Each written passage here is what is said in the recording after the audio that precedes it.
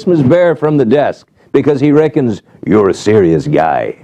Well, Fergal, how you've changed this last week. Your tie is not quite what it was. It's not often I get a wee go at him because he has many to go at myself and my attire and whatever, but he praises me mostly. This is Paddy Harty. How are you, Paddy? Good morning, Ron. Partner with Fergal in FPM. That's right. It's great altogether. And this is the most lovely book.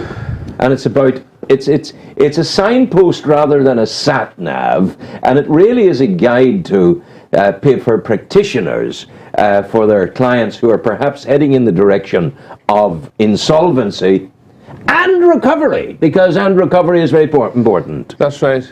It's a practical guide to the tax issues arising on the island of Ireland, because obviously we have two tax jurisdictions, and it's a guide that will be used by accountants, solicitors, tax advisors, and even some insolvent debtors themselves. Yes, yes. It's a Bible of hope, really.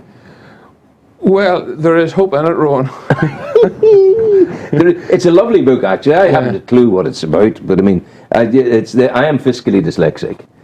You do not, and there you have it mentioned there. Yeah. How to overcome fiscal difficulties. Plead fiscal dyslexia to your bank and tell them all will be well and to be brave. That's a good starting point. Well, it's a good starting point. At least it's a strategy. It's a strategy. It's a good strategy. Yeah. It's worked for me, I tell you, over the years. It's all good. But it's all good value-added tax and members. Well, I'm just looking at headings. It covers all the main taxes. Yes. In both the Irish Republic and in Northern Ireland. Yeah. It's good. Yeah. It's very comprehensive. We held back its launch until Alec Ferguson's biography got out of the way. Oh yeah, I would say you want to make sure. Well, I would have thought, it's very, very important to do that, because you would not have wished to have annoyed Alec.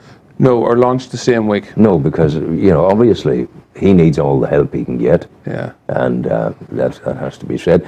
Where do you start to write a book like that? Well, Chartered Accountants Ireland is rugby. Accountancy is like rugby in Ireland. It's an all-island body. Mm-hmm. So the Irish Institute looks after members in the Republic of Ireland and in the North. But fortunately for us, there are two different taxation systems. Mm. So they decided in about 2011, they asked us. They were thinking of commissioning an all-island book on tax. So we thought. When they said they asked us, who was us? FPM. Wow. Yeah. You're high in the firmament if they're singling you out to get to write this massive document. Well, we're an all-island practice, you see. Mm. We have offices in Dundalk, Newry, Belfast, and Dungannon. Yeah. So they asked us what to consider various topical issues on an all-island tax basis. And at that time, of course, we were halfway into what was the greatest ever economic collapse, which started in 2008 with the Lehman Brothers collapse. And we thought it would be appropriate to combine insolvency and taxation. And they liked the idea. We tossed around ideas on how the book could be set out, and we got cracking in about October 2011. Insolvency on the tip of your tongue as a consequence of the way the economy was going. Yes. And that's what focused it. The economy focused it. It may not, in a healthy economy, have necessarily taken insolvency on board. No, but by 2011, 5 calls in 10 were from people who were in financial difficulties with the banks. Yeah. And that was coming into FPM.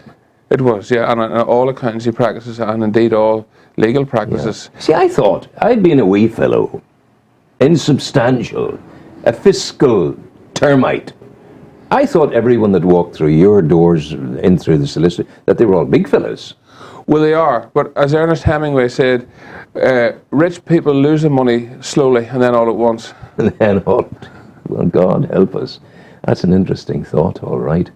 So what kind of people immediately will this go to? The point is that no one, there's hardly anyone who has been insulated from the recession. Be it somebody that owes £10,000 or somebody that owes £100 million. And there are a lot of common taxation themes that are prevalent in both situations. And some of those, what would the obvious taxation themes be? Well, for example, if in the UK, the ability to get some tax relief if you have lost money in an investment in a company, be it in a share capital investment, if you've loaned money to your company. You know, sort of the latter part of the book, it looks at how you can use the tax rules to help yourself in those situations. And is that generosity, or apparent generosity, that would come from the state to you, a recognition of your confidence in supporting the economy, in investing in your company or in another situation where, as a consequence of your investment and as an encouragement to others to invest, you are thus rewarded? Yes, well, I think it's important that tax policy creates a situation where, one, at the investment stage, people that take risks and back start-up companies are encouraged to do so with a range of tax incentives, like EIS, the Enterprise Investment Scheme. In the Republic of Ireland, we have the Business Expansion Scheme. And equally, at the end, perhaps, of the life cycle of a business through business failure, there are other reliefs that investors can avail of, so that you've put £10,000 into a business.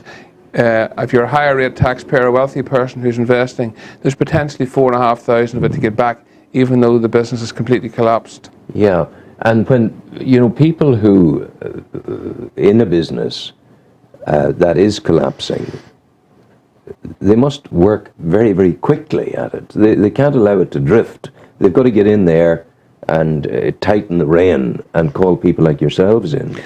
This is people are investing. No, people who are in difficulty. Yes. Yeah, it's about, you know, procrastination being the thief of time.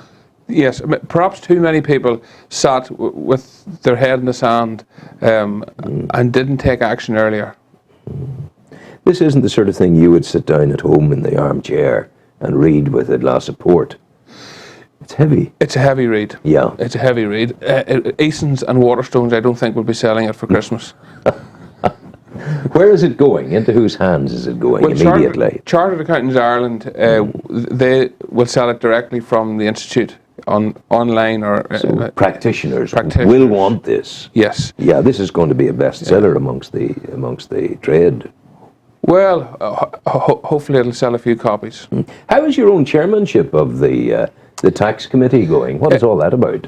Well, Chartered Accountants Ireland has two taxation committees, one in the Republic and one in the North, and I'm the chairman of the Northern Ireland Taxation Committee, which really, given again our unique island nature of our institute, there's a recognition that the members in the North of Ireland have to be represented in relation to UK tax. So they have a separate tax committee which I chair. And you're actually representing the views of the ordinary punter to government. That's right. Yes. In ways, I suppose, business people and taxpayers, through their accountants, lobby government on issues via the accountancy institutes. And what's the procedure for that lobbying? Do you go to Westminster? Do you set up meetings with the Chancellor? Or what is it? Well, I suppose twofold. Firstly, the Inland Revenue, or Her Majesty's Revenue and Customs, have a constant range of consultations on taxation matters. So there's a constant list of consultations out there, and they ask the CCAB, which is the Combined Consultative Accountancy Bodies, Chartered Accountants are one of those, they ask their members if they would like to comment on them. So if they're changing the tax rules on a particular item, say they bring a tax relief in for radio and television, they might put a consultation out and ask the members for commentary. We, through the Chartered Accountants Ireland, if it's a UK matter, would challenge that commentary to ourselves. And then equally, we would seek audience with HMRC, and in fact, 4 weeks ago I was over and met the Chief Executive of the Inland Revenue, Lynn Homer, in Parliament Street in London. Wow. Again, to create an awareness, because there are issues in Northern Ireland that are unique is maybe too strong a word, but we're not, this isn't London. The economy is recovering in Northern Ireland, but not perhaps at the pace of the UK economy. The London economy. So again, as we emerge from recession, there are many businesses that are trying to clear tax debts. So they need time to pay. Yeah. Are they willing? This woman, Lynn, she's the boss of it all. Yes. Now, I have to ask you, is she a human being? Oh, she is. Yes, she is. And does she wear perfume? I didn't get that close, Ron. No, but I mean, you know what I'm saying? We have this vision that they're extraterrestrial torturers. But you're telling me that there is a woman there who talks like a woman, shaped like a woman, looks beautiful like a woman, and she's willing to listen, and she is human. She has some of those attributes, yes. Yeah, oh no, we got a 45-minute audience. A lot to take in 45 minutes. Yeah. But what age of a woman is she? Because I'm trying to put a notion of what sort of person has the potential to put me in prison forever. All right, she's a powerfully built little woman, about 5'5". Oh, I'd say your woman Clegg, early 50s. Clegg in the Bond. If you remember the point came out on the thing and she could kick you. Oh yes, that was the Connery Bond. The Connery Bond. She went like Judi Dench, really, I suppose, in more recent Bond. Oh, but go for Judi Dench, sure, that'd be all right. But humanity is there. That's what we're saying. That's right. Yeah. Yeah, and you mentioned people wanting to get away from their tax debts. They have to make arrangements for paying. They have to. How amenable are the tax people to arrangements? They are very amenable. They will give you time to pay. Yeah. Typically up to, say, 12 months. Yeah. You have to prove to them, number one, that you can pay. That you can pay, and number two, that you haven't got a whole load of money hidden elsewhere. Yeah. That you could pay. There's great joy, Paddy, in poverty at times. Yeah. You wouldn't have thought that. That's not in your book. No. I could add a sub-chapter to this book. There is great joy in poverty because you can't take feathers of a frog. No. I'm delighted that they will actually allow people, because that helps people greatly. You can give them 12 checks every month for a year. You can. Break it down over the course of the year. Yeah. That's a good thing to do. So where's Fergal? Fergal is he's away to England on business. He's a mighty man. Yeah, he never stops. Charity. You'll be there Thursday night. Yes. Yeah, we're going. Myself and Sarah are going on Thursday night. She's my colleague on the program. She's the soft and beautiful one. Yeah. I'm the hairy, ugly one. We have the Chancellor's Autumn Statement on Thursday. What is that about? Will we announce it at the... No, it'll all be over. It starts at 11:15. Yeah. The government makes two economic statements per annum. One is the budget, which you'll be familiar with. Yes. And the second one is autumn statement. Yeah. You're going to come in. Who'll come in and talk to me about that on Thursday?